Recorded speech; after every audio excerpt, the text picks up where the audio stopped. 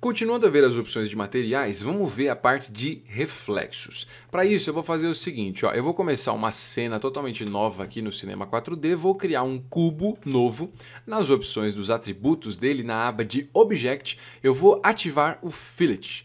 Na parte de Fillet eu vou colocar esse Radius dele em 20. Não se esqueça, tá? O fillet é para arredondar essas bordas. Ai, professor, tem que fazer isso para colocar o material de reflexo? Não precisa. Eu estou fazendo isso só para o reflexo ficar mais interessante, né? Já que o objeto tem essas bordas mais arredondadas. Agora eu vou fazer o seguinte, eu vou espalhar esses cubos, eu vou copiar esse cubo, vou jogar ele aqui um pouco para o lado, vou copiar mais um, ó, e vou colocar ele aqui, só para a gente ter mais coisas, né, na cena que a gente está trabalhando. Então eu tenho esses 3 cubos, vou criar um material e vou aplicar esse material para os 3 objetinhos que a gente tem ali na cena. Tá, então vou colocar nesse aqui, no de cima e no de baixo. Pronto, já apliquei para os 3. Os 3 têm exatamente o mesmo material. Vou clicar 2 vezes no material aqui, para começar, nossa, até fugiu a palavra, para começar a editar esse material. Aqui nele eu vou mudar aqui a parte de cima, sabe onde a gente tem essa prévia? Se você clica ali com o botão da direita, você tem uma série de objetos que você pode escolher para visualizar. O padrão é esse default, que nada mais do que significa do que padrão. Mas a gente pode mudar para cubo. Você pode colocar também o Rounded Cube, que é mais interessante. Você também pode clicar com o botão da direita, ó, segurar e arrastar para rotacionar a prévia daquele material. Tudo isso te ajuda a visualizar qual é o resultado final, sem que você precise ficar renderizando o tempo inteiro, beleza? Então aqui eu vou deixar nesse Rounded Cube só para a gente conseguir visualizar de uma forma mais legal. Outra coisa que ajuda muito quando você está trabalhando com os seus materiais é ativar uma opção que se chama Interactive Render Region. É difícil pra caramba de falar, mas para acessar ela, você vai vir aqui em cima, clique e segura nesse botão e ativa essa opção. É só clicar em Interactive Render Region. Quando você faz isso, o que acontece? Você pode clicar nas extremidades dessa área aqui que acabou aparecendo, ó, e você pode mudar o tamanho dela, deixar mais para dentro ou mais para fora. E se você clicar em cima das linhas, qualquer uma dessas linhas, você move. Então essa caixa, na verdade, é como se fosse uma janela que te mostra a hora que você renderizar. Então ao invés de toda hora ter que ficar clicando no botão de renderização, você pode deixar... Até engasguei, desculpa. Você pode deixar esse Interactive Render Region e você consegue fazer isso. Se quiser desabilitar, é só clicar e segurar na mesma opção e desativar esse cara, mas vamos deixar ele ativado por enquanto. Agora sim, volte comigo para as opções do meu material. Eu vou vir aqui, ó, e habilitar as opções de Reflectant. Quando eu faço isso, eu já tenho a parte de reflexo do meu material. Ó. É bem sutil, tá vendo? Então se eu habilito, ele tem esse brilho. Se eu desabilito, ele perde esse brilho, que é como se fosse a parte mais brilhosa, como se fosse um tipo de reflexozinho, né, do brilho que eu posso trabalhar. Aqui nas opções de Reflectants, lembra que eu comentei com você que por padrão a gente já tem este aqui, ó, que é o Default Specular. Esse Specular é um brilho que eu posso escolher. Então se você desabilitar, ó, ele mostra ou não mostra esse brilhinho aqui para você.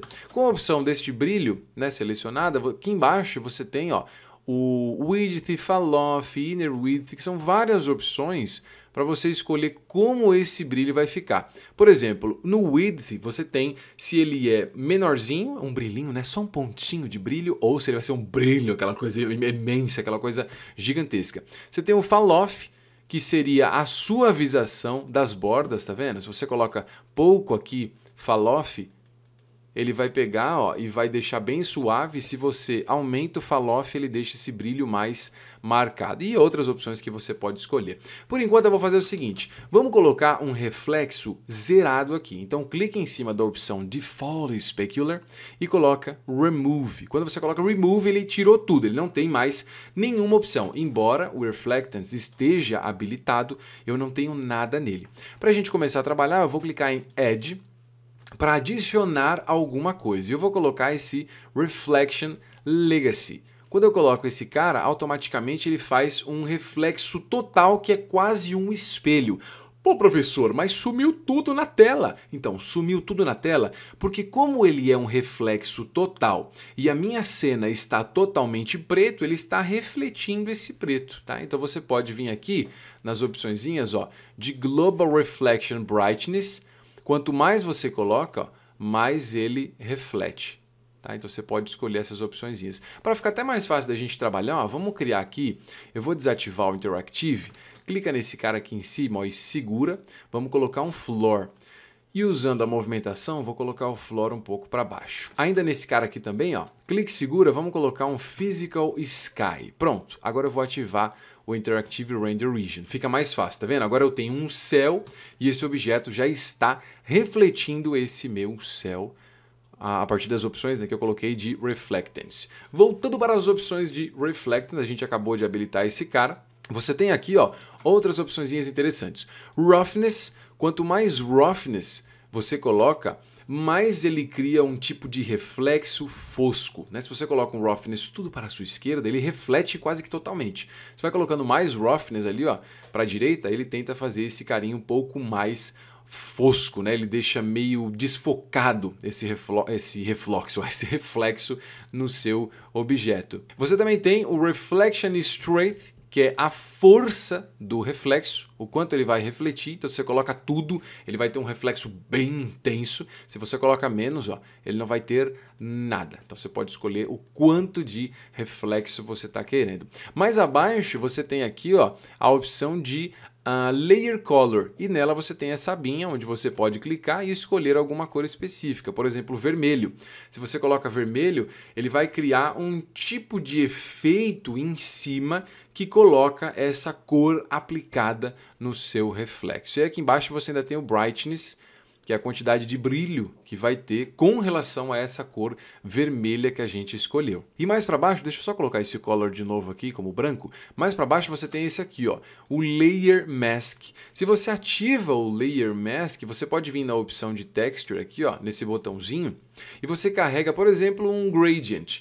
Um gradient nada mais é do que duas cores, né? Eu tenho preto, por exemplo, e branco, e entre essas duas cores eu tenho a junção delas, que são o quê? 50 tons de cinza. Na verdade não são só 50 tons, tem muitos outros tons aqui no meio.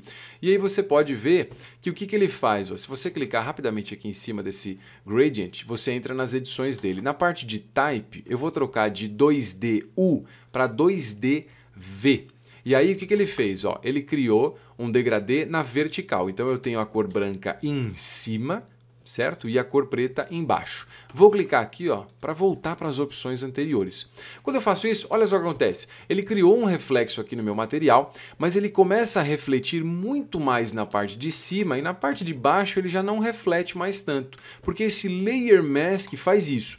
Aonde eu coloquei branco vai ter uma alta reflexão. Aonde eu coloquei preto, ele praticamente não vai colocar o reflexo e coloca nada mais do que a cor original do objeto, que no caso era cinza. Mas eu posso mudar, tá vendo? Posso colocar vermelho, posso colocar azul. Então ele vai interagindo entre essas opções. Aqui em cima está refletindo muito o que eu tenho no cenário e embaixo ele ignora e está colocando as cores originais do meu objeto. Ainda na aba de Layer Mask, você tem aqui o Mix Straight. O Mix Straight, não é difícil falar isso, hein? Mix Straight. Você tem aqui a quantidade de mistura entre essas opções aqui da minha máscara e as opções do meu objeto original. A opção original dele nada mais é do que Color, né? É a cor azul que ele tem. Então o Mix Straight vai fazer isso, ele vai mesclar entre o reflexo atual e a cor do meu objeto. É para isso que ele consegue fazer exatamente essas opções. Última coisa desse vídeo que já está muito longo, mas é o seguinte, eu não mostrei que a gente tem a parte de Roughness. Roughness é como é que eu posso dizer? Um tipo de reflexo, só que mais desfocado.